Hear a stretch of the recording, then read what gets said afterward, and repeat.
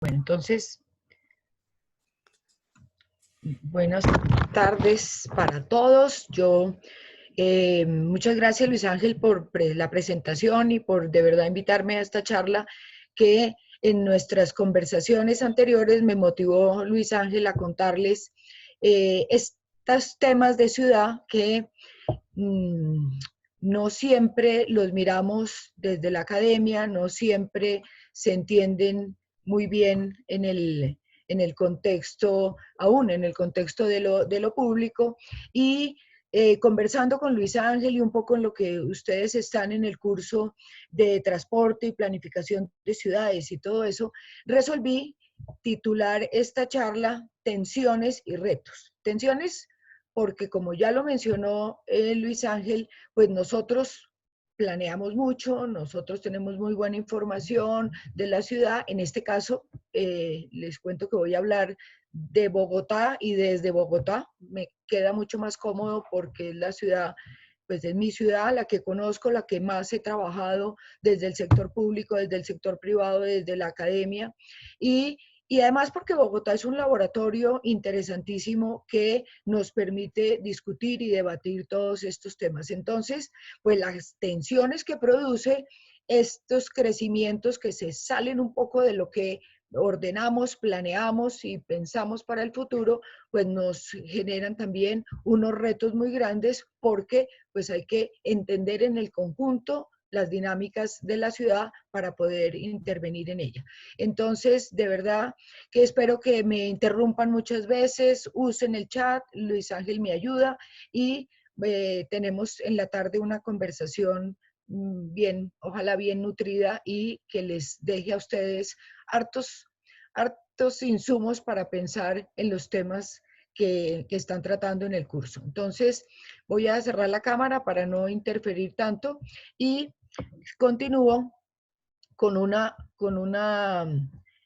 frase que me motiva mucho de un arquitecto urbanista italiano que lamentablemente perdimos hace unos años, viejito ya, una persona mayor, Bernardo Secchi, quien nos enseñó a mirar y a entender la ciudad de otra manera, mucho más sensible, mucho más cercana.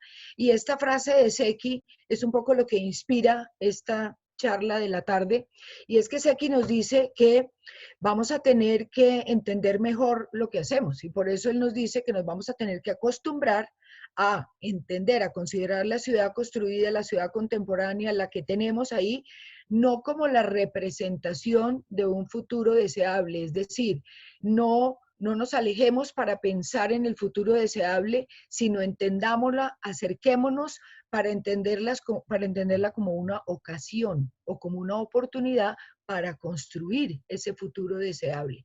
Esta frase a mí me ha inspirado desde hace muchos años y por eso tal vez me motiva tanto acercarme a recorrer, entender, comprender lo que pasa en estas partes de la ciudad que muchas veces nos quedan difíciles y lejanas digamos, en las lecturas más, como más tradicionales de la ciudad. Ahora, voy a hacer un poquitín de trayectoria de Bogotá, porque pues a mí me sorprende, yo creo un poco, ¿sí? Y es que pues pasan los años, pasan las décadas y pues las cosas tampoco cambian mucho. En esta diapositiva puse varias porcentajes y cifras, pero váyanse aquí a la izquierda. ¿Ustedes están viendo el punterito que yo tengo acá? Aquí tengo una manito o algo, Luis Ángel, para... Sí, señora, sí. Si ¿Dónde puedes la ponerlo un tengo? poquito más grande, como en presentación, aquí abajo. Ah, qué pena, sí. Listo, claro, Perfecto. sí. Ah, mire, sí, me funciona también el... Bueno. Entonces, lo que estamos viendo aquí a mano izquierda, ¿sí? De pronto ustedes no lo leen, pero es un documento, una foto que sacaron en un documento de la Cámara de Comercio por allá en los 70, en el 78, y hace ya, mejor dicho, varias décadas, y se hablaba de los barrios marginados que, como dice el texto, agudizan el problema urbano. Es decir, esta era la ciudad de los 70, la ciudad de las invasiones. Miren, cosas como esta bandera, ¿sí? Es muy significativa.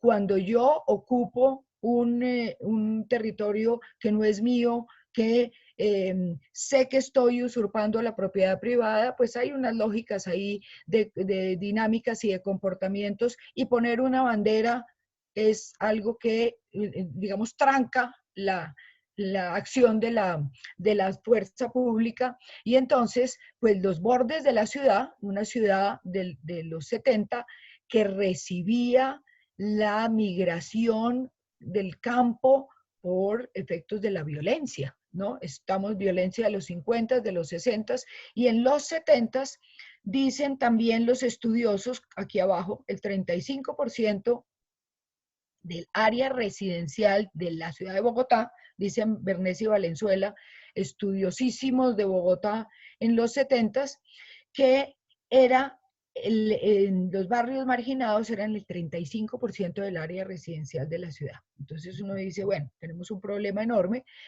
y nos vamos para ya, siglo XXI, para el año 2019, nos vamos al diagnóstico del POT, de la propuesta de ordenamiento territorial de la administración pasada, y nos muestran que a pesar de que han pasado los años, a pesar de que tenemos una cantidad de instrumentos y de capacidades mayores, el 20% del suelo urbano de Bogotá es de origen informal, es decir, donde está la población más pobre, con las condiciones de vulnerabilidad más grandes, en el siglo XXI, en el año 2019, en Bogotá tenemos un porcentaje de suelo urbano muy alto. Y como nos lo dice el ministro, en algunos de los estudios para la formulación del plan de desarrollo, pues la cifra del ministro es todavía más grave. El 40% del suelo urbano en todas las ciudades colombianas, es decir,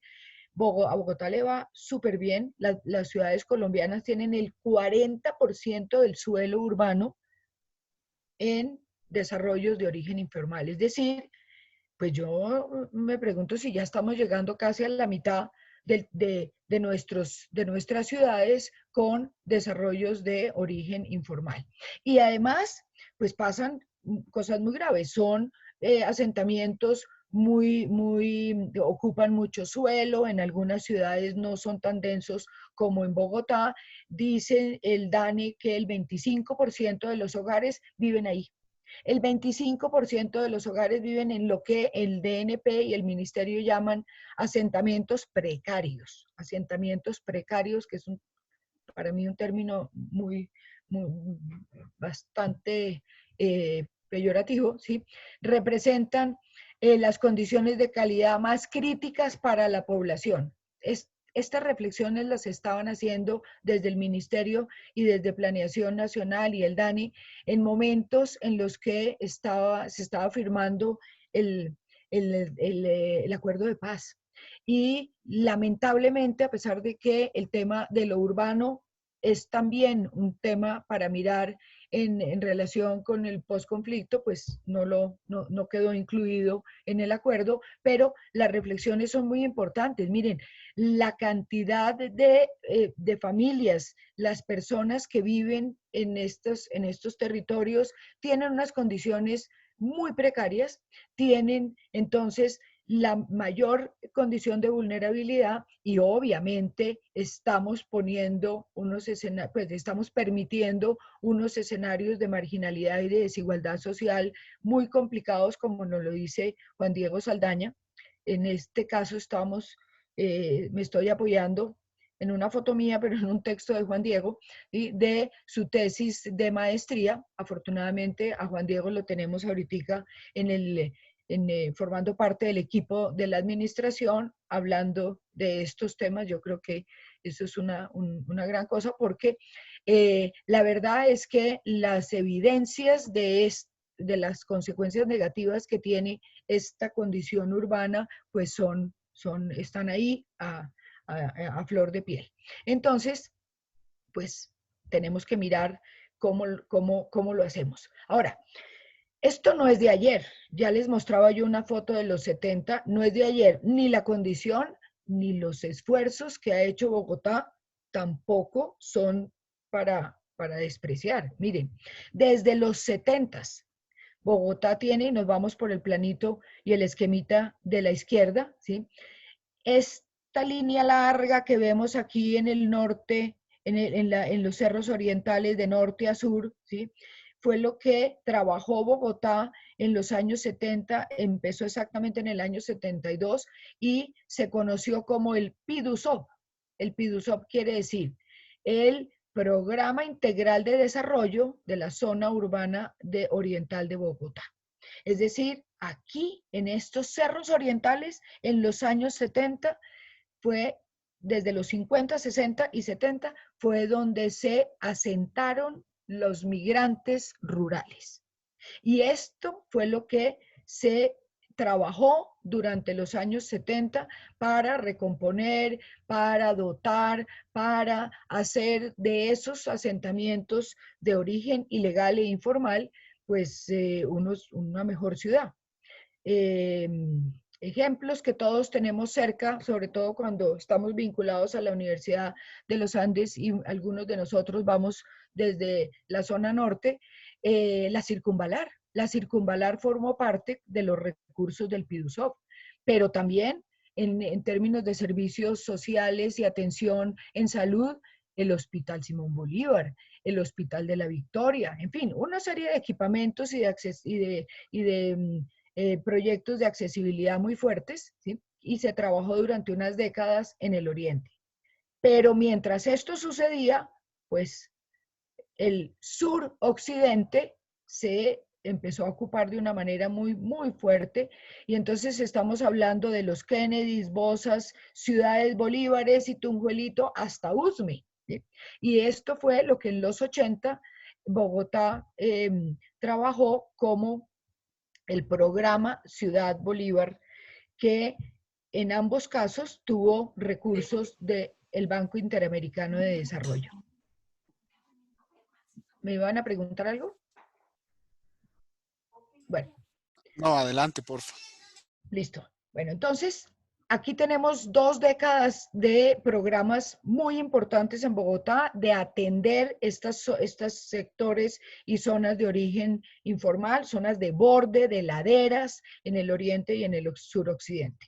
En los años finales de los 90 y principios de este siglo, este planito que ustedes ven acá en el centro es el planito de desmarginalización. Esta fue la propuesta que lideró el alcalde Peñalosa en su primera administración, y de lo que se trataba era de atender las zonas que se habían ocupado con estas condiciones de ilegalidad y de informalidad, con unas carencias muy fuertes, e iniciar estas actividades particularmente con el tema de acueducto.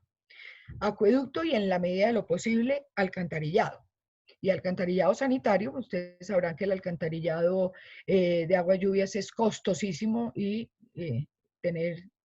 atender con las dos condiciones es muy complejo, sobre todo en estas laderas y en estas condiciones de topografía tan complejas. Y la acción de desmarginalización durante el gobierno, la primera administración de Peñalosa, fue muy importante, muy interesante. Reconocimos de una manera importante todos los bordes, tanto al norte como al sur, como al occidente, y de ahí pasamos a nuestro momento primero de ordenamiento territorial, el POT de Bogotá, como lo hicieron todas las ciudades en Colombia, apoyados y exigidos por la ley 388, la Ley de Desarrollo Territorial, con el instrumento de Plan de Ordenamiento Territorial. ¿Y qué hicimos? ¿No?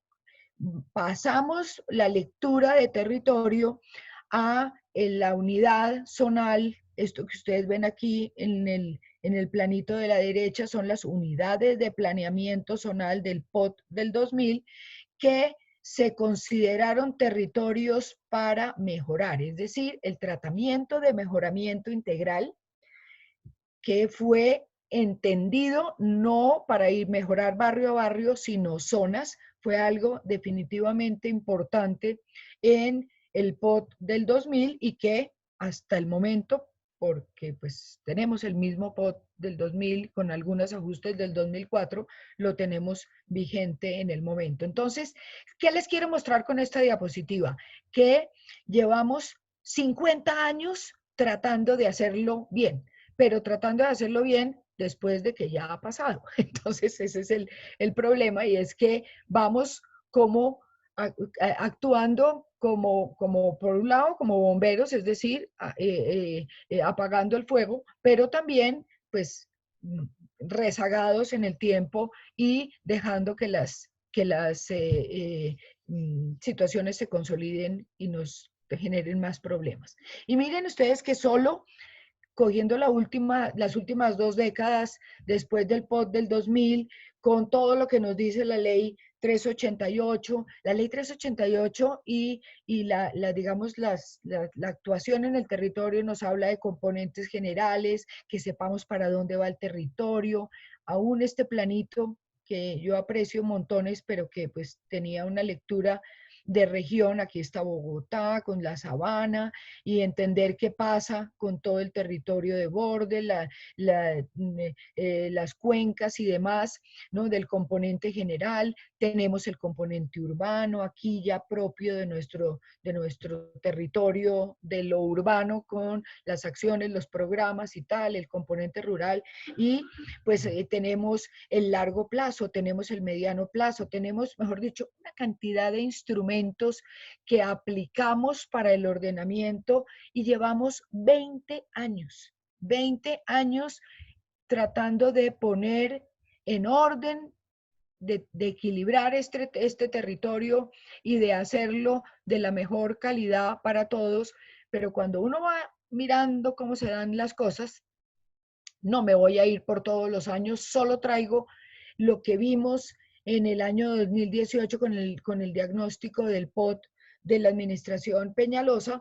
Pues miren que los planos que nos muestran en la ciudad en el año 2018, ¿sí? Con temas que a ustedes les gustan mucho, que es temas digamos, de condición de ciudad. Aquí es donde vive la gente y aquí es donde trabaja, ¿sí? Este planito, con una expresión distinta, este par de planos, los teníamos muy similares en el año 2000. Es decir, pasaron 20 años y el desequilibrio territorial, mirado desde esta lupa, seguramente Luis Ángel me dirá, bueno, pero hay que poner unos planitos que muestren mejor no sé qué. Sí, claro, ¿sí? Cómo se conecta, qué se ha hecho durante los últimos 20 años, cómo ha impactado unas conexiones de Transmilenio. Todos los latinoamericanos nos admiran por el sistema de alimentadores que llegan hasta los confines. Por acá en Ciudad Bolívar yo me subo a Bellaflor, que ahorita les muestro dónde es, y a Paraíso. Antes me subía en el alimentador o en la ruta del SITP hasta al borde bueno, eso es admirable, ¿sí? Y seguramente han cambiado algunas cosas, pero en el conjunto el desequilibrio sigue. La gente vive en un lado muy de borde, donde no tiene acceso a trabajo ni hay generadores de empleo y tiene que venirse a estas zonitas que en otras épocas llamábamos el centro y el centro ampliado, ¿sí? Y pues tiene que venir a trabajar acá con las condiciones de movilidad tan complejas que ustedes conocen mejor que yo, ¿sí? O también miremos esto, igualito al año 2000. ¿Dónde estaban los territorios más deficitarios en salud, en educación, en bienestar? Pues en las UPZ de borde, ¿sí? altísimo en estas zonas de Rincón Tibabuyes, altísimo aquí en Patio Bonito, que es una de las UPZs más densas de América Latina, creo. Aquí estamos los Bozas, Boza Centro, Boza Occidental y las UPZs de Perdomo y la estancia en Ciudad Bolívar. Pero miren los otros amarillitos que son los medios, pues también en estos bordes muy complicados. Por aquí tenemos unos bajos que son los claros que están en el intermedio y unos verdecitos que están en equilibrio. Pero pues volvemos otra vez a tener nuestros territorios de borde con unas condiciones muy, muy deficitarias y pues le hemos trabajado durante 20 años, colegios, hospital, bibliotecas, y aún así no logramos equilibrar el territorio. Desde los cómo, es decir, desde los tratamientos que nos trae y nos posibilita el ordenamiento territorial, es decir, cómo actuamos en el territorio, pues también lo reconocemos y ahí está, ¿sí? El decreto, el 190 del 2004, pues nos decía, mire, en consolidación tenemos el 45% del territorio. Clemencia, perdón, ¿nos Sí, puedes explicar rápidamente qué es un tratamiento y de una vez qué es un tratamiento de consolidación, de desarrollo, de mejoramiento, para sí. tener bien en cuenta el... Vale, gracias. Bueno, entonces, no, y traigo el tratamiento porque es una forma de reconocer la condición del territorio. ¿Qué es un tratamiento? Un tratamiento es cómo actuamos en el territorio.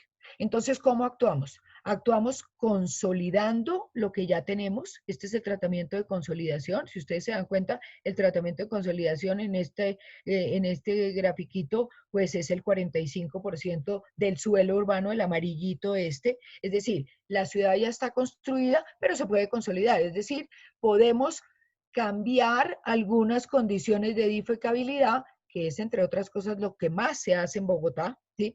Mal llamada renovación, pero eso no es renovación, es consolidación, ¿sí? Con cambios muy fuertes en términos de las alturas y demás, y es lo que todos estamos acostumbrados a ver, ¿sí? Entonces, tratamiento de consolidación. El amarillito es tumbe y vuelva a ser, tumbe y haga más arriba, más alto, ¿sí? Un porcentaje altísimo. Tenemos el tratamiento de desarrollo, es decir, ¿qué podemos hacer nuevo?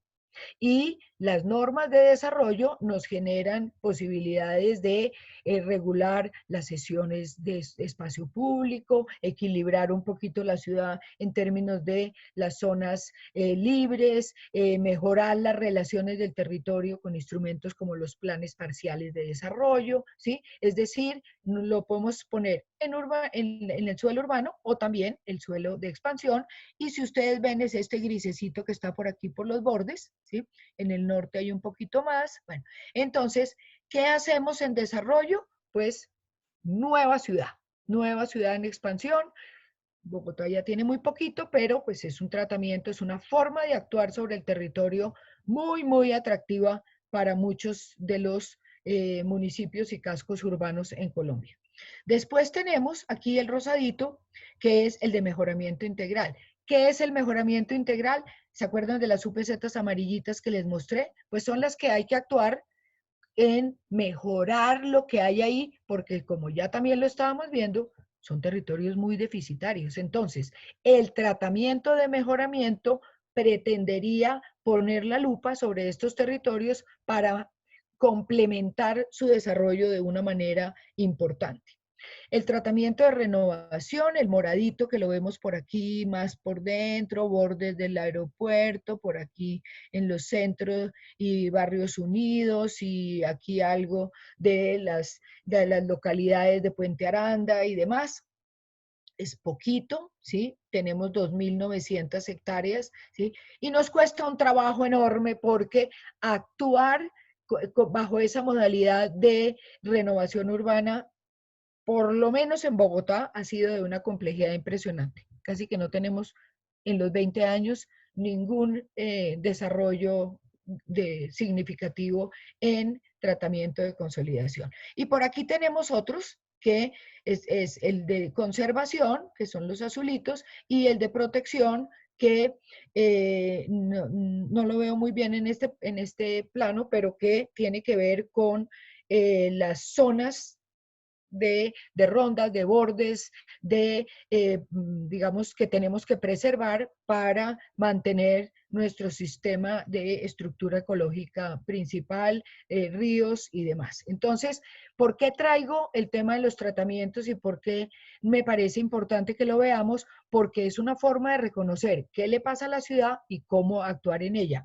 Y a pesar de que tenemos este reconocimiento de tratamientos desde hace 20 años con el POT del 2000, pues la verdad, por lo menos en mejoramiento, no hemos logrado muchas cosas. Se ha concentrado la acción en el tratamiento de consolidación y algo en desarrollo. ¿Queda claro, Luis Ángel? Sí, señora, muy claro. Digo, Muchas bueno, gracias.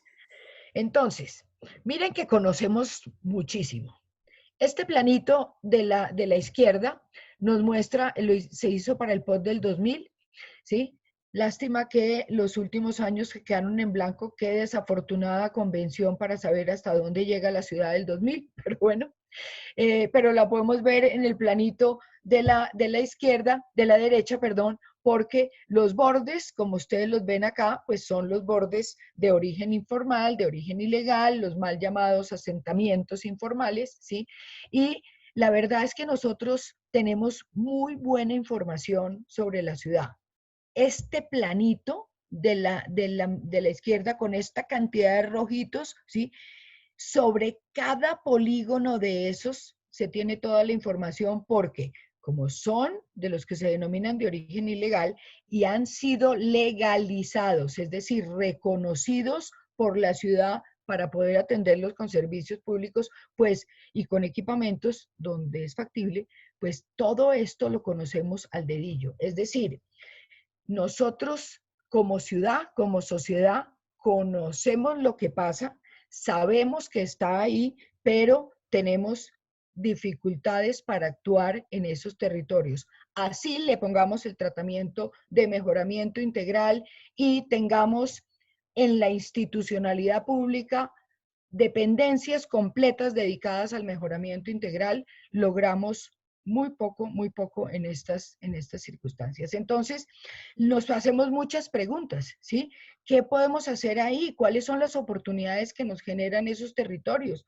¿No? Porque, pues, tal vez también Luis Ángel lo dijo al inicio de esta conversación, pues ahí pasan cosas buenas también. Ahí hay unas dinámicas interesantísimas de organización social, de desarrollo. Es que todos los días en estos territorios pasa algo.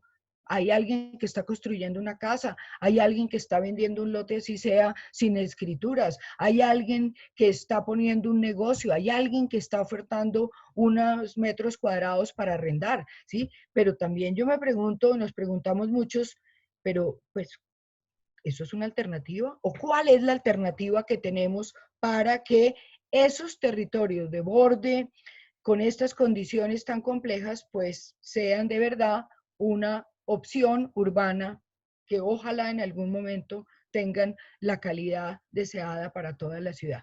Entonces, miren, me perdonan las expresiones tan fuertes, pero es que esto vale mucho, ¿sí? Esto nos cuesta a todos. Yo les voy a mostrar ahora un ejemplo de algo que es realmente preocupante de un borde de ciudad que de la actuación que tenemos que hacer ahora nos va a costar a todos muchísimos recursos, ¿sí? Porque lo que hoy hacemos aquí en este amarillito, lo que hoy hace la ciudad es, por un lado, reconocerlos, legalizarlos. Esto es un procedimiento de incorporación, de reconocimiento, y cuando está reconocido, entonces, mejoramiento integral de barrios. Es decir, vamos paso a paso, pero vamos muchos pasos atrás. La gente no se queda quieta. Que no se legalice no quiere decir que se tranque la ocupación, que no se llegue con mejoramiento integral no quiere decir que el asentamiento no se consolide. Entonces, lo que pasa es que las dinámicas son muy fuertes, las acciones vienen muy rezagadas y los costos son muy altos para todos. Y es que pasa también una cosa, ¿sí? Entonces, esta es nuestra ciudad. Nuestra ciudad es como esquizofrénica, ¿no? Tiene en la izquierda la gestión formal, en la derecha la gestión informal. Es decir, en la izquierda tenemos el que cumple las normas, el que sabe cómo lo hace, el que busca licencia, el que lo hace bien. Y por el otro lado, en la derecha tenemos el ilegal, el que ocupa cualquier terreno, el que no sigue pautas de ningún estilo, ni entiende o no quiere entender que hay pautas normativas en la ciudad. Entonces, ¿qué pasa? Que en ambas columnas tenemos tanto sector público como sector privado. Pero si ustedes se dan cuenta, el orden en el que entran es muy distinto. En la columna de la gestión formal, el sector público da las normas, da las pautas y el sector privado las cumple, ¿sí? Y entonces dice, ¿qué puedo hacer en este terreno? Ah, ese suelo de tratamiento de desarrollo, haga tal o cual cosa. Ah, bueno, entonces yo quería hacer otra. Yo quería hacer un hotel de 50 pisos, pero está bien. Voy a hacer vivienda de 12 pisos. No me ganaré tanta plata, pero esas son las normas de la ciudad. Y con muchas dificultades, pero lo cumplimos. Del otro lado, en la gestión informal, el que entra primero y pone las pautas es un privado ilegal, un privado que está haciendo solo lo que le conviene, es decir, está actuando bajo sus propias reglas de juego y no atiende ninguna normativa de la ciudad. No pregunta si eso es suelo de protección, no pregunta si eso está en riesgo, no importa. ¿Y qué pasa cuando esto sucede? Pues que al sector público le toca entrar después a actuar y es el llamado de atención de la diapositiva anterior y es, bueno, ¿eso cuánto vale? ¿Cuánto nos cuesta poner todos los servicios públicos y los equipamientos donde no hay ninguna condición para hacerlo? Y entonces, pues aquí vemos una cosa que es muy compleja y es que la ciudad en sus actores también está dividida, ¿sí? Yo pongo unas flechitas que van hacia la izquierda desde el sector privado y allá están, ¿quiénes están en la gestión formal? Pues los empresarios, los promotores, los inversionistas, los gremios, los bancos, sector financiero. Para este lado van todos estos. Para este lado no va nadie. Estos no llegan nunca acá, ¿sí? Ellos dicen que no tienen nada que hacer ahí. Vamos a ver, yo creo que sí, ¿no? Pero aquí un empresario de la construcción nunca se meterá en esta ciudad, ¿sí? Una organización gremial tampoco. Un banco, pues no le presta a nadie aquí de este lado. ¿Qué pasa con el sector privado que está vinculado a la columna de la derecha? Pues que son los promotores ilegales. En Bogotá hay una denominación muy curiosa que es el urbanizador pirata. Será pirata, pero urbanizador no, porque no urbaniza nada. No pone, no pone nada, no pone nada de la infraestructura. Pues obviamente abre unas calles, porque si no, no puede vender los lotes, ¿sí? Pero no hace nada más. Lo que es un gran pirata, ¿sí? Y las organizaciones sociales que tienen pues que surgir para poder en un esquema solidario actuar y relacionarse con el sector público y obviamente pues todos los residentes que hacen un esfuerzo enorme por construir cada uno su unidad de vivienda y de alguna manera colectiva llegar con los servicios públicos. Entonces, tenemos una ciudad que en su territorio y en sus actores, perdón, está totalmente fraccionada y no se mira la una a la otra. Y eso yo creo que es una de las condiciones más graves, porque entonces estas son 4 o 3 imágenes de lo que eso genera, ¿sí? Aquí el pirata vendió estos lotecitos, esto es en el sur, por allá en el borde del parque entre nubes, ¿sí? Y claro, llega la empresa de energía, ustedes ven ahí postes, luz, tal, ¿no? Pero aquí pongan un alcantarillado. Algunos de ustedes serán ingenieros y sabrán lo duro y difícil que es poner un alcantarillado en esta pendiente cuando además ya tengo todas las casas hechas. Es que llegar primero con las casas y después con la ciudad es una cosa muy complicada, ¿sí? Y así sea pirata o sea una invasión. Nosotros en Bogotá no tenemos muchas invasiones, pero en el país sí tenemos invasiones. Eso es una modalidad muy fuerte de ocupación de este tipo de gestión informal. Y el terrible y famoso eh, loteador o terrero, o tierrero le dicen algunos, que es el que efectivamente lotea, pero él no es el dueño del suelo. Él lotea el suelo de alguien más y para que ustedes queden muy sorprendidos, la gente lo paga. La gente le paga al tierrero y no le paga para que le dé una escritura posteriormente, le paga para que lo deje ocupar un suelo que sabe perfectamente que nunca le van a dar una escritura y a la gente no le importa. Entonces, pues este sí es el mejor negocio, ¿sí?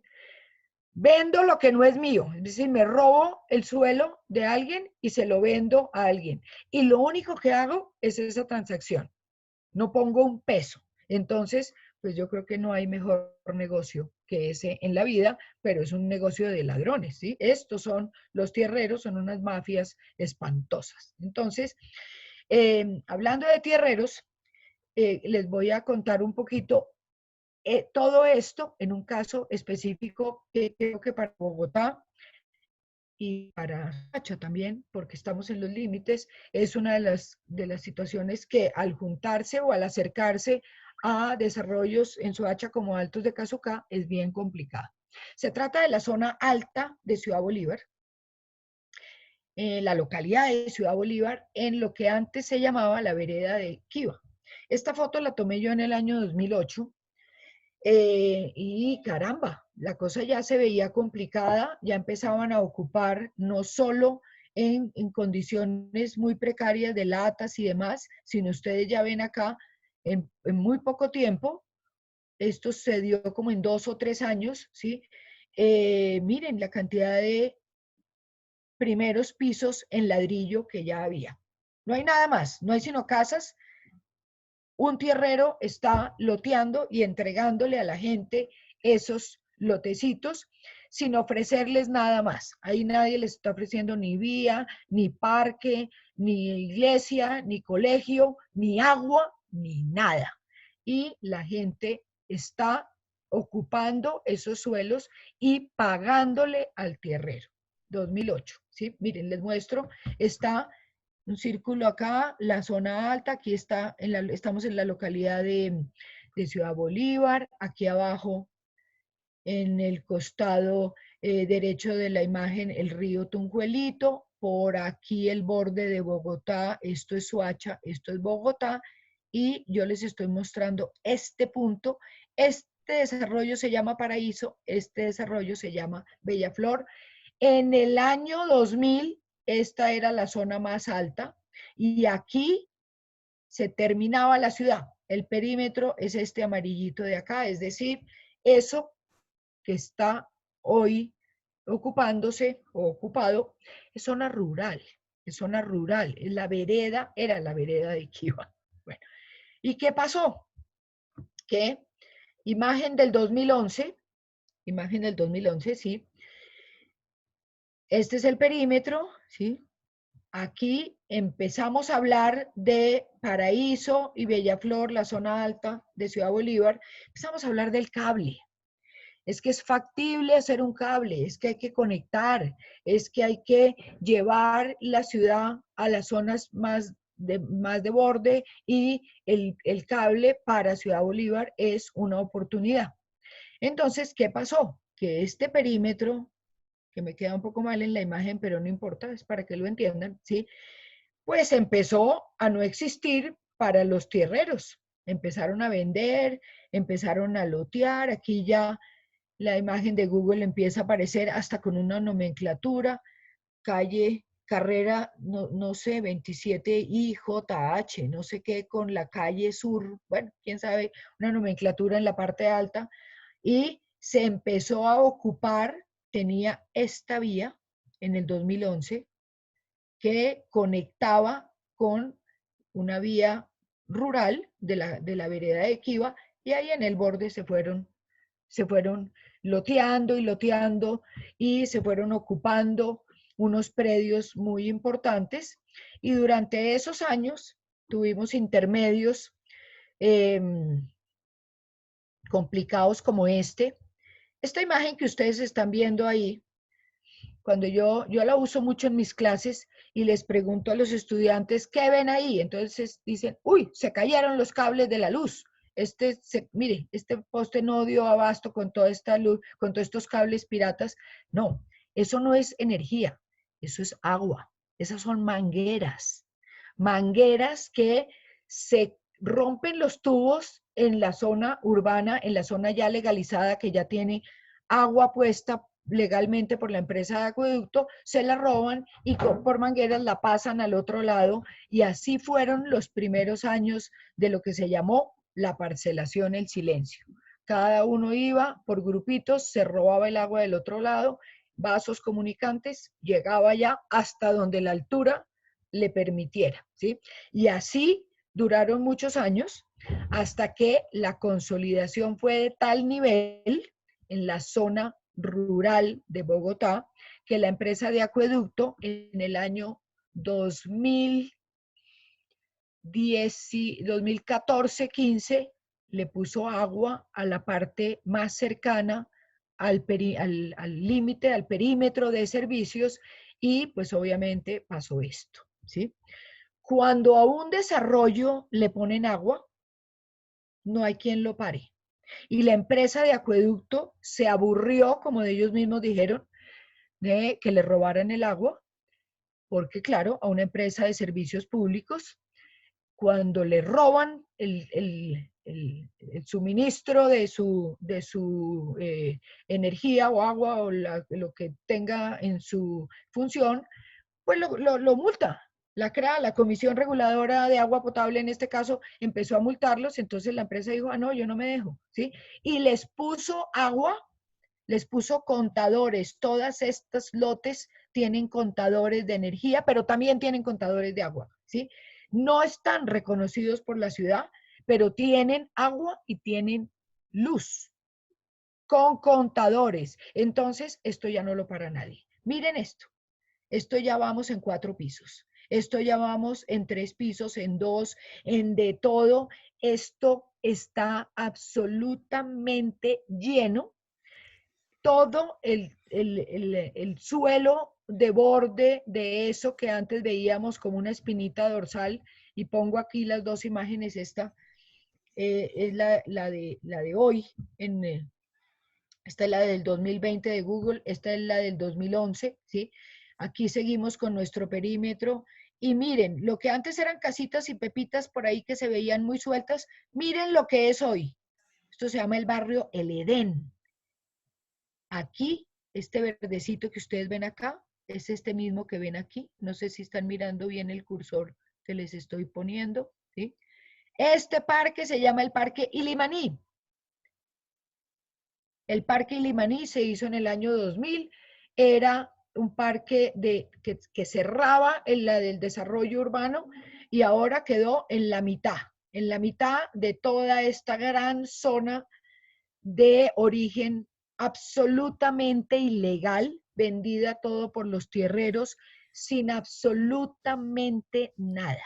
Tienen el agua que ya les mencioné aquí en la parte de borde, porque el agua de Bogotá tiene en el último tanque, en el último bombeo, no da sino hasta una partecita aquí abajo, sino más. Todo esto de aquí para arriba se lo siguen robando los piratas del agua, ponen bombas y echan agua para arriba, robada a la empresa de acueducto, ¿sí? Y estamos totalmente saturando un territorio que nadie ha podido entrar a actuar. Aquí Clemencia, está, perdona. ¿sí? Laura pregunta que por qué nadie evita todas esas acciones mafiosas en todos estos lugares. Buena pregunta, Laura. Los tierreros, esto es la acción más profunda y fuerte de los tierreros en Bogotá. Los tierreros son una mafia. Los alcaldes locales, es decir, en este caso el alcalde de la localidad de Ciudad Bolívar, sería el que tendría que enfrentársele a los tierreros. apenas el alcalde de Ciudad Bolívar le dice a un terrero, usted ya no vende más aquí, ¿no? Y estos lotes ya no los vende porque están fuera del perímetro, tenemos problemas para reconocerlos por el procedimiento de legalización, pues inmediatamente lo que recibe el alcalde es una amenaza de muerte y entonces él se retira un poquito y pone eso en manos de los fiscales y pasa a la fiscalía. Entonces, un proceso de fiscalía tiene unos tiempos que no se compadecen en nada con las dinámicas de estos territorios. Entonces, ¿qué pasa? Que para un alcalde local es muy complejo trancar esto porque no tiene ni la capacidad administrativa y la fuerza de la mafia es muy dura, pero muy dura. Y bueno, ya se imaginarán los métodos que usan. Entonces, digamos, la condición de venta de los tierreros es casi imposible de trancar y de controlar por una administración local. Tendrían que meterse duro otros, la administración distrital. Tendría que meterse hasta la administración nacional para poder tener herramientas que les permita de verdad controlar esto. Ahora, pasa otra cosa también. A la gente que compra, todo el mundo paga. Cada lotecito de estos que ustedes ven ahí, perdón que me devuelva la diapositiva anterior, ¿sí? Cada persona que está construyendo aquí, pues pagó y pagó una plata importante. Yo trabajé en este barrio en el año 2016 con mucho temor, quiero contarles, porque hice un trabajo con la Universidad del Rosario y con mis estudiantes. Y, y bueno, la verdad que yo creo que nos arriesgábamos mucho porque pues nos tocaba trabajar con los tierreros, porque si no, no podíamos entrar a hacer la investigación, ¿sí? Y los lotes que en el año 2008 costaban 2 millones de pesos, 8 años después costaban, sin nada, sin ningún tipo de construcción, costaban 20 millones.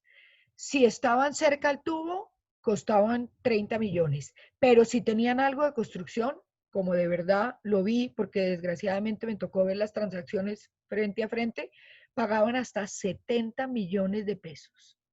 70 millones de pesos. Cuando uno, En efectivo. en efectivo, claro, maletín lleno de billetes, ¿sí?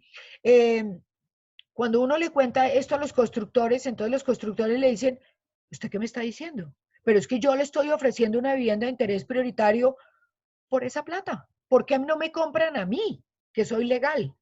Y entonces, pues ahí es donde viene la pregunta. Ahora, no todo es pobreza, no todo son transacciones inmobiliarias de estas especulativas que estoy contando, pero si no se reconocen esas dinámicas, pues no vamos a entender qué es lo que realmente pasa acá. Ahora, esta dinámica tan fuerte, esto nunca nos había pasado en Bogotá, nunca, nunca, ¿sí? Los desarrollos con esos niveles de consolidación en otras épocas de la ciudad se demoraban 20 años, en Patio Bonito, por ejemplo, 20 años, 25 años, y lo que todo el mundo argumenta para ocupar y comprar y construir es la cercanía del cable.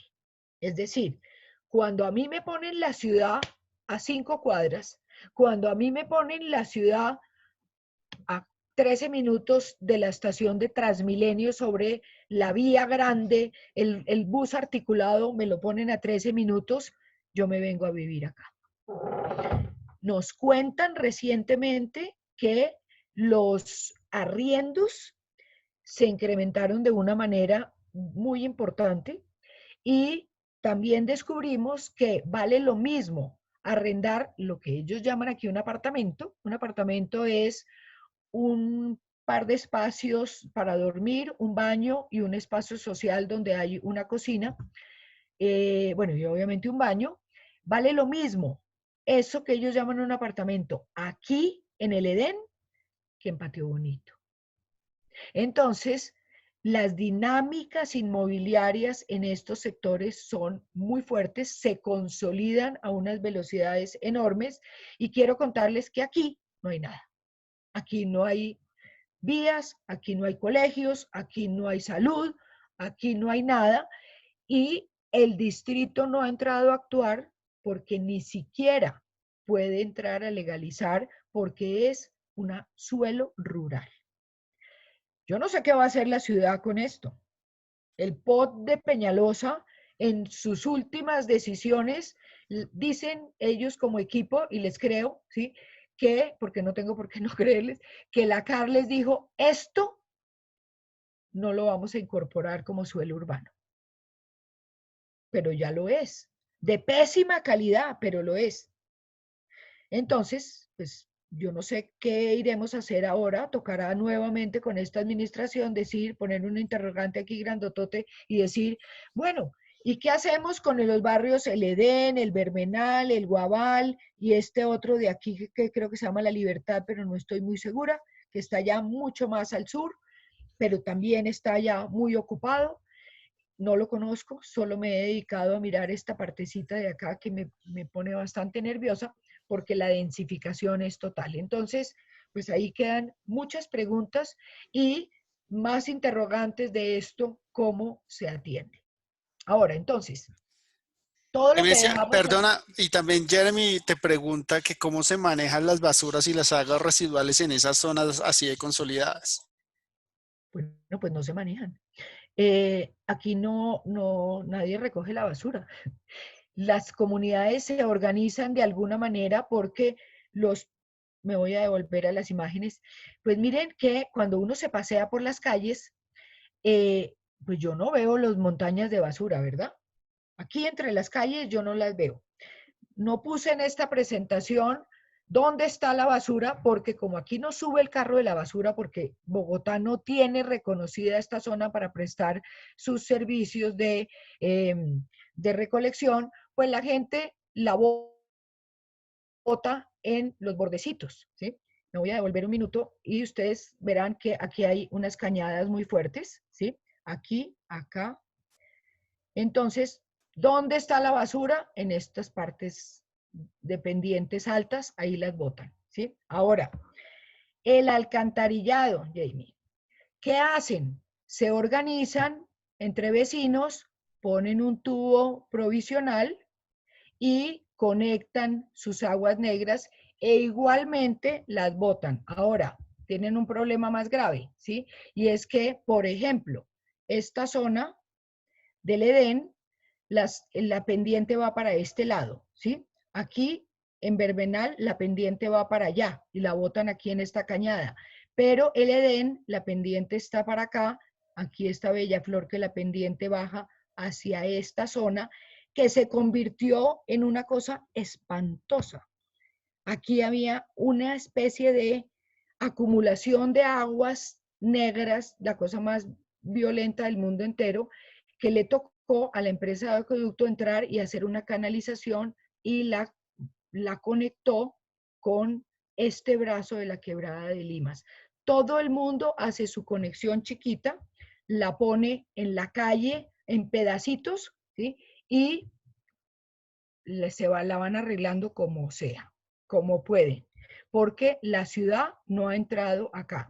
El único que ha entrado, como ustedes lo ven, es aquí, Codensa, siempre cobra, aquí están los contadores, y como ya les conté, en la parte más baja, donde hay posibilidad de atención con el agua, por vasos comunicantes, básicamente por puro nivel, ¿sí? Se está atendiendo con agua legal de la empresa, con contador. De ahí para arriba, ya les conté, bombas que ponen los tierreros y además le cobran el agua a la gente por galones, que tienen que llevar y cargar además. Entonces, pues mire la situación tan horrible, ¿sí? Todo mal, sin servicios públicos, no hay reconocimientos. Yo no sé qué estará en riesgo en esa montaña, pero porque el IDIGER no ha entrado, ¿sí? No hay nada que cumpla nada lo cercano a una condición urbana y entonces tenemos grandes globos de suelos urbanos con altísimas densidades y procesos muy fuertes de consolidación con bajísimos indicadores de calidad. Eso es muy grave. Entonces, ya para cerrar, yo le decía a Luis Ángel, les voy a poner unas reflexiones que tienen que ver con lo que en el grupo de investigación en el que yo participo en la Facultad de Arquitectura y en la unidad que estamos de Ciudad Informal, y es, pues, ¿cómo hacemos para hacer, pues, para tener un caminito que nos dé alguna salida, ¿sí? ¿Cómo retomar el buen camino, ¿sí?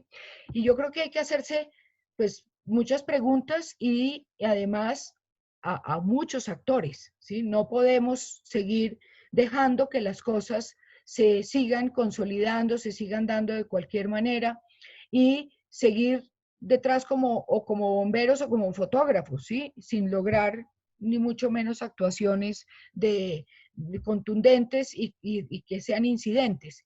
Entonces, las preguntas es, pues, ¿con quién? ¿Sí? Porque si son solo las administraciones públicas, pues difícilmente vamos a lograr eh, una actuación pertinente, oportuna y razonable. Eh, También vale la pena pensar cuáles son las lógicas de las personas que están acá. Volvamos a nuestra imagen que está intermedia aquí del Edén, ya totalmente en dinámica profunda de consolidación, y uno dice, bueno, ¿por qué le meten tanta plata a estas viviendas si no tienen agua? ¿Por qué le meten tanta plata si no tienen alcantarillado? Nunca el pirata que les vendió les va a dar una escritura. ¿Por qué? ¿Por qué saco yo un maletín con 70 millones de pesos y compro ahí arriba? ¿Por qué? Pues algunas lógicas tienen que tener, y también nos quedan preguntas que es, y nada de lo que hacemos en otro lado, desde el sector formal, el otro 50%, no hay nada que sea atractivo también. Y la última pregunta es, pues, ¿cuándo debemos actuar y cómo? ¿Sí? Las preguntas que ustedes hacían, pero ¿por qué no trancan eso? ¿Pero por qué no controlan? ¿Sí? ¿Y qué es lo que hay que hacer para tener oportunidad? Entonces, lo que parecería necesario es vincular a muchos en estas dinámicas. El sector privado, este que está aquí, que son los que estaban en el cuadrito por allá en una diapositiva, que eran los bancos, el sector financiero, mejor dicho, los promotores, los constructores, los gremios, bueno, estos hay que vincularlos a esta reflexión, ¿sí? Porque, pues, yo me atreví a decirlo el otro día en la mesa de vivienda de interés social que tiene la Universidad de los Andes, y dije yo, pues a mí me da la impresión de que están perdiendo clientes, ¿sí?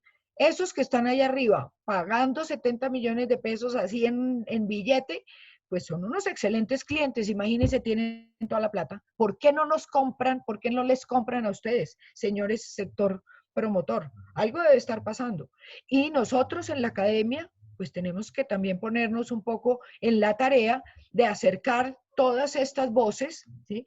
De acercar a los residentes, a los usuarios, a entenderlos bien, a poner esas lógicas en manos del sector privado, de los gremios, de los promotores, de acompañar de una mejor manera al sector público para que, pues, tengamos otras lupas, otras lógicas, otras formas de actuar que nos permitan, primero que todo, ¿sí? Y aquí ya me voy para la última, ¿sí?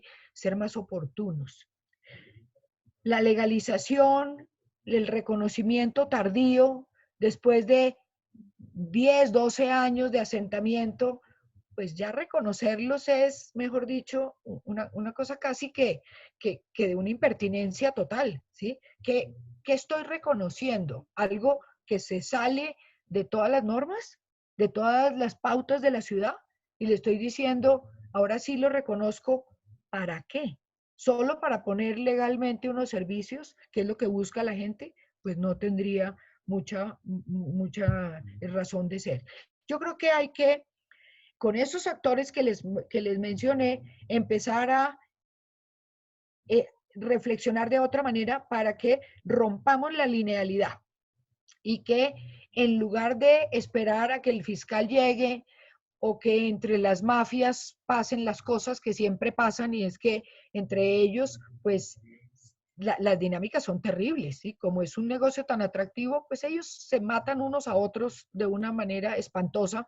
A mí me tocaron 2 presidentes de junta en mi trabajo en el EDEN, pues ya se imaginarán, al primero lo mataron en segundos y el otro pues entró, que era su sucesor, y era la mafia total. Yo no sé qué más pasa con esas personas, pero es muy, muy complejo y muy difícil. Y la linealidad, es decir, pasan los años para que se legalice, pasan los años para que se reconozca, pues no tiene ninguna razón de ser. Entonces, las reflexiones que yo les hago son de buscar vincular los actores, buscar dinamizar las lógicas que hay ahí y actuar con oportunidad. Me duele pensar que Bogotá en los últimos 20 años lo único que ha hecho es seguir aplicando el procedimiento de legalización que en mi criterio es el menos eficiente y el menos pertinente. Y es el único, porque cuando no lo podemos aplicar, no hacemos nada como ciudad y pasan las cosas que ya les mostré, que son muy complejas para todos, no solo para los que están directamente vinculados, sino para todos los que vivimos en una ciudad como Bogotá. Muchas gracias. Eso era mi cuento.